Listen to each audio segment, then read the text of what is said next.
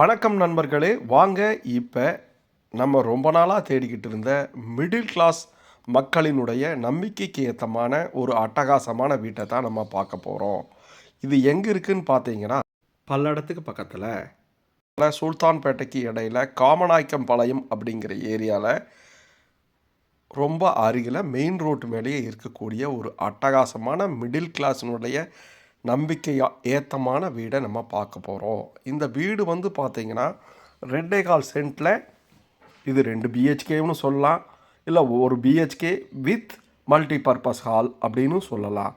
இதில் வந்து பார்த்திங்கன்னா கிழக்கு பார்த்த சைட்டில் கிழக்கு பார்த்த மாதிரியே அமைஞ்ச ஒரு வீட்டில் என்ன வேணுங்க, கார் பார்க்கிங், ஒரு சிங்கிள் பெட்ரூம், அவுட்ரு டாய்லெட், அப்புறம் ஒரு பெரிய ஹால், பெரிய கிச்சன், ஒரு பெரிய பெட்ரூம், பெரிய டாய்லெட், அப்புறம் ஒரு மல்டி பர்பஸ் ஹால். உங்களுக்கு என்ன வேணும் அத்தனையுமே இருக்குங்க. வாங்க பார்க்கலாம் இந்த வீட்டை பற்றி.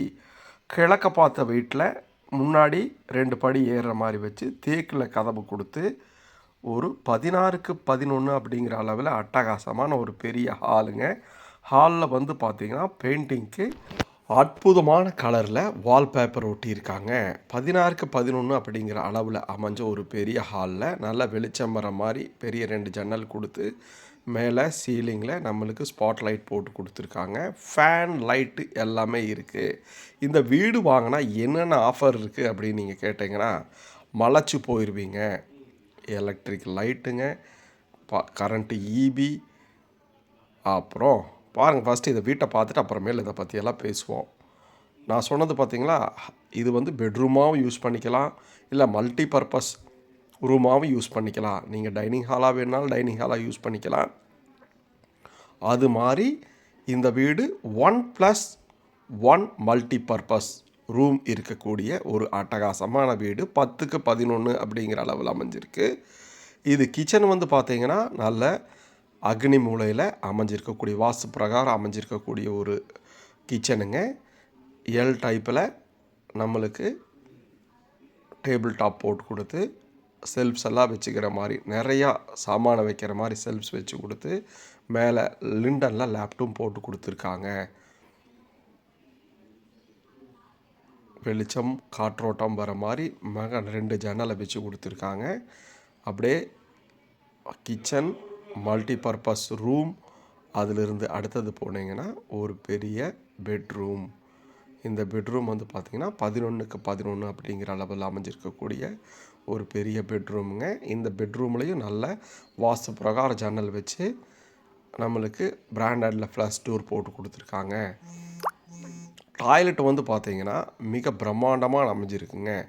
இதுலேயும் பார்த்திங்கன்னா மல்டி பர்பஸ் அப்படிங்கிறது வந்து எல்லா இடத்தையும் வேஸ்ட் பண்ணக்கூடாது அப்படிங்கிறதுல ரொம்ப முக்கியமான விஷயமாக வச்சுருக்காங்க. பிராண்டடில் ஃபிட்டிங்ஸ் எல்லாமே போட்டு கொடுத்து வாஷிங் மிஷின் வைக்கிறதுக்குமே இங்கேயே ப்ரொவிஷன் பண்ணி கொடுத்துருக்காங்க.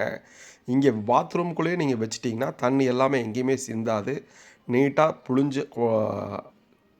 புழிஞ்சு போட்ட துணியை கொண்டு போய் வெளியில் காய போட்டுக்கலாம்.